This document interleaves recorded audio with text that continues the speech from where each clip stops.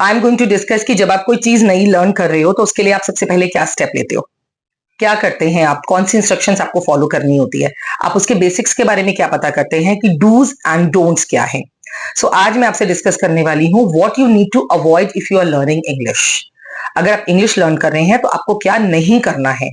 First of all, आपको if you are not practising regularly, please don't do that. You have to practice every day. If you are avoiding it, like you are doing alternate day, you are doing fortnightly, you are doing weekly, that will take longer time in learning as you are expecting. आपको लगता है आप फटाफट से इसमें बोलना start कर दें, इंग्लिश में बोलना स्टार्ट कर दें, आप एक्सपर्ट हो जाएं, कैसे होंगे अगर आप उसको एवरीडे प्रैक्टिस नहीं करेंगे। सबसे पहले आपको ये ठान के रखना है कि मेरे को ये चीज की प्रैक्टिस एवरीडे करनी है। Likewise, you want to eat food, you want to sleep, you want to play, you want to watch TV. So similarly, you have to follow this schedule as well. वो सारे काम भी कीजिए, कोई मना नहीं कर रहा है। तब भी आपके पास इतना टाइम होगा कि आप 30 मिनट्स अपनी लैंग्वेज लर्निंग पे स्पेंड कर पाए। 30 मिनट्स मैं क्यों कह रही हूँ, क्योंकि अगर आप बिगनर हैं तो आपको 30 मिनट्स तो मिनिमम चाहिए। अगर आप रीडिंग एंड राइटिंग करने में एक्सपर्ट हैं, सिर्फ आपको बोलने का इशू है, तो 20 मिनट्स या 15 मिनट्स आप बोलने के लिए दीजिए। That is sufficient. So accordingly, you will grow, you will reduce your time in learning. Or either if you are interested in reading material, of course you can give as much time as you can plan, right? So this is the first technique. Practice regularly. Avoid if you are not listening. Native speakers को everyday listening जरूर करनी है। उनकी आपको speech, आपको उनकी movies, उनकी कोई भी अगर सीरीज आप देखते हैं वो आपको इंग्लिश में ही देखनी है। इंग्लिश से आपको वोकैबुलरी मिलेगी, फ्रेमिंग द सेंटेंसेस की जो हैबिट है वो आपको आएगी, and more over you will be confident. देखिए, किसी भी लैंग्वेज में एक्सप्रेस करने के लिए हम हिंदी में क्यों कॉन्फिडेंट है, because that is our mother language. वो हमने बचपन से सुनी है, उसे सुनकर हम बड़े हुए हैं, सबसे ज्यादा इंटरेक्शन हमारा उसी में होता है। वो automatically they come out from our mouth. Why? Because we are the native speakers of Hindi. But the people those who are the native speakers of English, उनके साथ भी यही होता है। वो उसी लैंग्वेज को सुनते हुए बड़े हुए हैं, वो सराउंडेड हैं इंग्लिश से, तो they are better speaker of English. So better to listen to them. अगर उन्हें हिंदी सीखनी होगी तो वो आपको सुनना पसंद करेंगे, अपनी लैंग्वेज तो उनको आती ही है।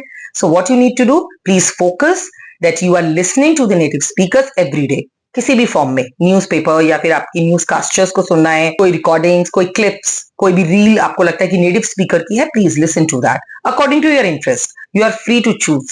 सबसे पहले जो आपको अवॉइड करना है, ग्रामर पे ज्यादा फोकस नहीं करना है। अरे यहाँ आईएनजी मैंने नहीं लगाया, ओ शिट यहाँ एस और ईएस भूल गया।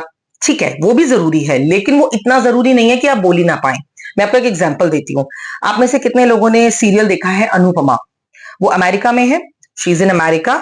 क्या वो परफेक्ट ग्रामर बोलती है? Undiu and biryani, my fusion.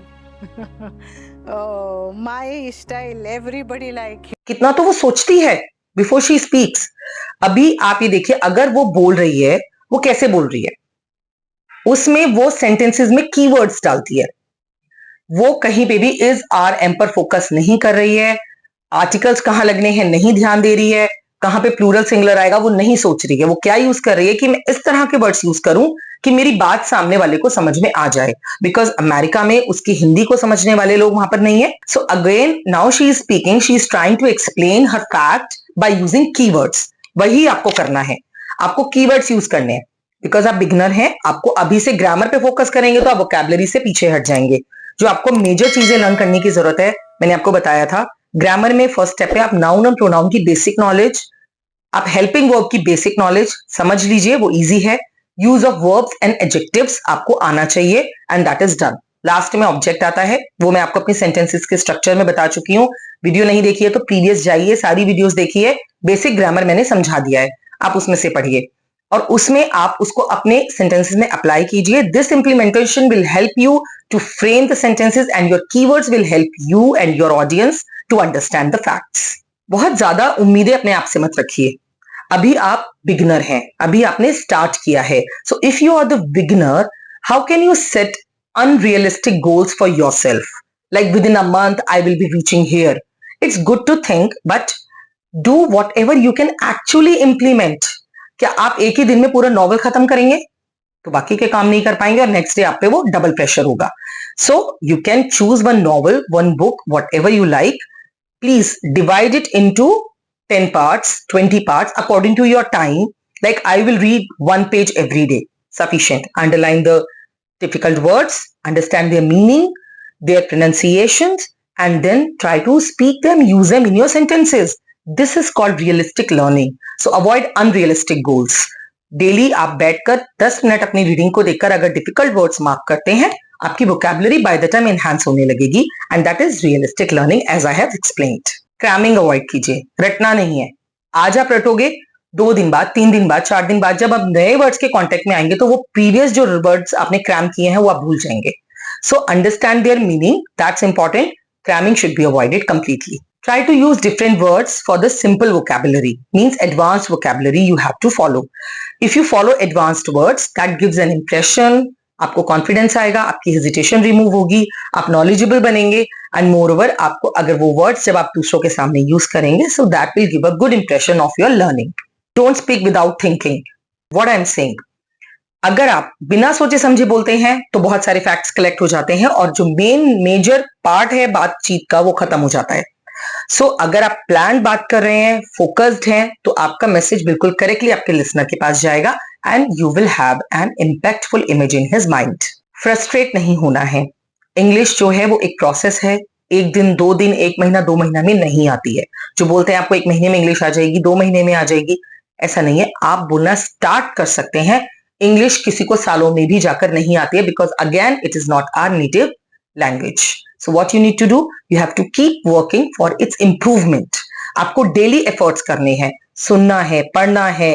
You have to use writing skills also, and then of course, then you can work on your grammar so that it can be improved day by day. Try to use your Hindi lesser than your English. Why I'm suggesting? It's your mother tongue. Of course, you are aware of it. अगर आप इसका use थोड़ा कम भी कर लेंगे तो English का use आप ज्यादा करेंगे और ज्यादा उसको लर्न करेंगे. कुछ टाइम के लिए अगर आप इसका हिंदी का यूज रिड्यूस करते हैं और इंग्लिश के यूज को एनहांस करते हैं, उसको इंक्रीज करते हैं, so of course your command will be over that language too. Hindi तो आपको आती है ना, उसको तो आप वैसे भी यूज करेंगे. काफी ऐसे लोग आपको मिलेंगे जो खुद इंग्लिश में बात नहीं कर रहे और आपको अपनी बात समझानी है, तो you will use your mother language. But if you are learning, if you are talking to your peer group who is well aware of English, then of course you will share your thoughts in English and it is good to share. So focus to speak more and more in English instead of Hindi for some time till you are learning. कुछ भी आप पढ़ते हैं उसमें आपको interest नहीं आ रहा है, please avoid that material. The things you are reading and you are finding uninteresting, there is no use of reading that book or either that newspaper. बहुत सारे लोगों को न्यूज़पेपर में भी इंटरेस्ट नहीं है, बट वो मैं इसलिए सजेस्ट करती हूँ, उसका जो टोन होता है, यूज ऑफ वर्ड्स होते हैं, पैसिव वॉइस होती है, वो आपके काम आएगी. इसलिए उसमें इंटरेस्ट ना भी हो तो थोड़ा सा पढ़ लीजिए, हेडिंग्स पढ़ लीजिए, डिटेल मत पढ़िए. लेकिन जो लोग डिटेल पढ़ सकते हैं, it's good to go. So please the books that you don't like, don't read them, avoid them, read according to your interest so that you can develop good vocabulary and English skills. So now you know what to avoid if you are learning English language. Please, Hindi में आप already बहुत expert हैं.